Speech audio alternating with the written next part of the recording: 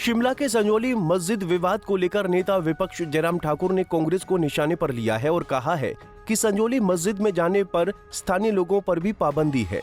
ऐसे में बाहरी राज्य से AIMIM का नेता मस्जिद में जाकर वीडियोग्राफी कैसे कर रहा है, उसको किसने जाने दिया? प्रशासन कहाँ था? AIMIM नेता लोगों की भावनाओं को भड़काने का काम कर रहा है। ऐसे में इसकी तुरंत गिरफ्तारी होनी चाहिए। सरकार मामले की गंभीरता को समझ नहीं रही है।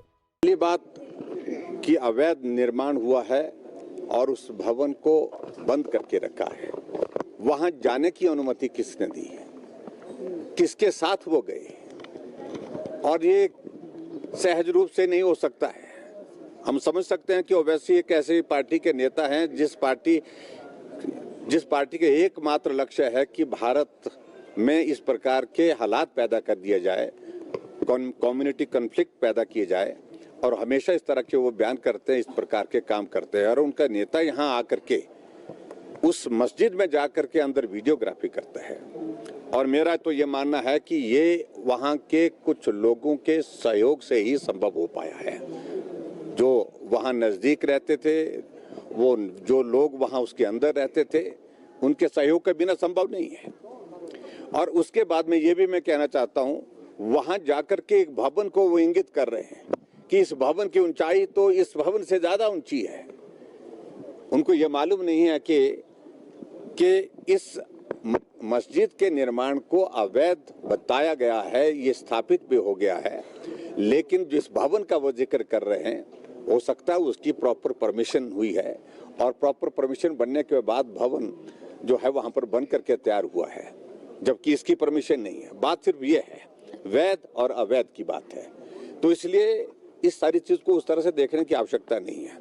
और जिस तरह से बयान दे करके उनने माहौल को खराब करने की कोशिश की है, उनके खिलाफ FIR हुई है, जानकारी मिली है, लेकिन मेरा ये मानना है कि उसमें कार्रवाई होनी चाहिए। सिर्फ FIR तक बात नहीं रहनी चाहिए, गिरफ्तारी होनी चाहिए उनके खिलाफ, उनके खिलाफ कार्रवाई होनी चाहिए, क्योंकि उनने बहुत शांति प्रिय प्रदेश में आकर के इस प्रकार के माहौल को खराब करने की कोशिश की है। तो कमेटी के मेंबर उनका ये कहना है कि वो भाजपा की बी टीम है, बी टीम के मेंबर है। देखिए, उनके कहने का कोई मतलब नहीं, वो कुछ भी बोलते रहे, उससे हमको उनकी क्लैरिफिकेशन देने की हमको जरूरत नहीं है।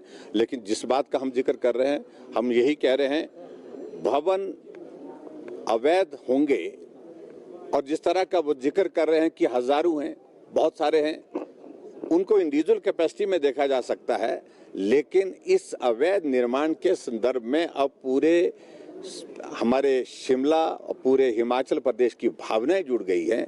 और ये उस तरह से नहीं देखा जा सकता, कोई इंडिविजुअल अगर अवैध निर्माण करता है उस तरह से इसको नहीं देखा जा सकता है। इसलिए जो भी कार्रवाई सरकार को करनी है, उस सारी कार्रवाई को मुझे लगता है कि ज्यादा देर नहीं करना चाहिए और जल्दी करना चाहिए। वहीं जयराम ठाकुर ने अनिरुद्ध सिंह और विक्रमादित्य सिंह को आड़े हाथों लेते हुए कहा कि मंत्री अनिरुद्ध सिंह ने विधानसभा के अंदर बड़ी बड़ी बातें की और कार्रवाई की मांग की, लेकिन कांग्रेस हाईकमान का मंत्री पद से हटाने के लिए फोन आया तो उनकी टांगें कांपने लगी। विक्रमादित्य ने यूपी की तर्ज पर स्ट्रीट वेंडर पॉलिसी लागू करने की बात कही है, तो उस पर कायम भी रहें। हालांकि हिमाचल में पहले से ही स्ट्रीट वेंडर पॉलिसी है, जिसे कांग्रेस सरकार ने सत्ता में आने पर बंद कर दिया था, जिसके बाद आज ऐसे हालात बने हुए हैं। स्ट्रीट वेंडर की पॉलिसी तो पहले से ही है, इसमें कोई मुझे लगता है कि नई चीज तो की नहीं है, लेकिन इन्होंने उसको लागू करना छोड़ दिया था। और अब जब ये हालात बने, ये परिस्थितियां बनी, अब लागू करने की बातें कही जा रही है। मैं कल देख रहा था, विक्रमादित्य जी का स्टेटमेंट आया है, लेकिन स्टेटमेंट के बाद वो कायम रहे, इस बात को लेकर के मैं उम्मीद रखता हूं। लेकिन ऐसी स्थिति कई बार हमने देखी है कि एक मंत्री विधानसभा के अंदर भी बोले, बहुत कुछ बोले, और कार्रवाई होनी चाहिए, तुरंत उसको तोड़ देना चाहिए, डिमोलिश करना चाहिए, ये शब्द विधानसभा की कार्रवाई में है। लेकिन जब कांग्रेस की हाईकमान की ओर से आदेश आया कि मंत्री को हटा दो, तो मंत्री की टांगे कांप गई, वो उसके बाद वो बचाव में लग गए। तो अब मुझे इस बारे में भी सिर्फ इतना ही कहना है कि मालूम पड़ गया है कि फिर विक्रमादित्य के ऊपर उसी तरह का दबाव आ रहा है। मेरा सिर्फ इतना कहना है, स्ट्रीट वेंडर के संदर्भ में, ये हिमाचल छोटा सा प्रदेश है, बाहर से आया कोई भी आदमी बहुत आसानी से यहाँ पर पहचाना जाता है। ऐसे बहुत सारे लोग हैं जिनको हम नहीं पहचान पा रहे हैं, इसलिए उनकी शिनाख्त होना, उनकी जानकारी होना, वो किस पृष्ठभूमि के हैं, उनकी वेरिफिकेशन करना, उनकी रजिस्ट्रेशन करना, ये आवश्यक है। और इसलिए अगर विक्रमादित्य जी ने यह बात कही है तो मुझे उम्मीद है कि वो इस पर कार्रवाई करेंगे। हमने शुरू किया था, हमारी गवर्नमेंट ने शुरू किया था, लेकिन उसके बाद कांग्रेस की गवर्नमेंट आने के बाद ये सारी चीजें रोक दी गई थी। जयराम ठाकुर ने कांग्रेस की गारंटियों को लेकर सुक्खू सरकार पर तीखा हमला बोला और कहा कि कांग्रेस ने पहली कैबिनेट में महिलाओं को 1500 रुपए, 1 लाख नौकरियां, 300 यूनिट फ्री बिजली देने की बात कही थी। वो देना तो दूर, उल्टा लोगों से छीनना शुरू कर दिया है। पूरे देश में कांग्रेस की गारंटियों की पोल खुल गई है और सुक्खू तो अब कह रहे हैं कि उन्होंने गारंटी नहीं दी और लोग कांग्रेस के नेताओं को ढूंढ रहे हैं जिन्होंने झूठी गारंटी दी थी। आम लोगों के साथ साथ कर्मचारियों की भी गलतफहमी अब दूर हो रही है। समय पर सैलरी और पेंशन नहीं मिल रही, जबकि 2 साल कोविड के बावजूद कभी भाजपा सरकार में सैलरी देरी से नहीं दी गई। सुक्खू सरकार ने आते ही सभी योजनाओं और संस्थानों को बंद करने का काम शुरू किया है, जो बेहद दुर्भाग्यपूर्ण है और प्रदेश के विकास के लिए ठीक नहीं है। ऐसी चीजों को लेकर के सुक्खू जी ने एक कार्यक्रम चलाया हुआ है और मैं उसमें ज्यादा कुछ कहना नहीं चाह रहा हूँ। प्रदेश में 2 साल का कार्यकाल कांग्रेस पार्टी का पूरा होने जा रहा है, लेकिन अभी तक दौर वही चला है कि बंद करने के लिए क्या बचा है। बाकी सब कुछ बंद करने के दिशा में आगे चीजें बढ़ रही हैं। सरकार काम करने के लिए होती है, सरकार विकास करने के लिए होती है और लगातार ये अभियान के रूप में चलाना कि इसको बंद कर दो, इसको बंद कर दो। और मैं कल देख रहा था कि ऐसे एक नहीं अनेकों उदाहरण आए। मैं अपने क्षेत्र में गया था कल मुझे नोटिफिकेशन दी कि मेरे वहां पर एक हॉर्टिकल्चर कॉलेज की तीन बैच उसमें से निकल गए।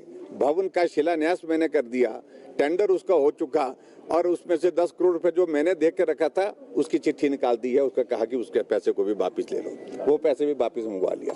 तो ये सारा जो चल रहा है वो प्रदेश हित में कतई भी नहीं है। प्रदेश के लोगों को बहुत निराशा है वर्तमान सरकार से और मुझे लगता है कि गलतफहमी अब सब लोगों की दूर होनी चाहिए। कर्मचारी भाई भी बहुत ज्यादा उम्मीद में थे और मुझे लगता है कि अब उनकी भी गलतफहमी बहुत जल्दी दूर हो गई इस सरकार से। भाजपा की सरकार थी, भाजपा की सरकार में समय पर वेतन मिलता था। 2 वर्ष का कोविड का दौर रहा, तब भी समय पर वेतन, समय पर पेंशन, समय पर विकास के कार्य, ये सारी चीजें होती रही। लेकिन अभी सरकार आने के बाद जो गारंटियां दी थी वो गारंटियां तो आपके सामने हैं। महिलाओं के लिए जो कहा था कि 1500 रुपए देने की बात, अब बातें ये भी चल रही है जो दिया है उसको वापस भी लिया जा सकता है बोलते हैं। ये जरूरी नहीं है कि जो दिया है वो दे ही दिया है।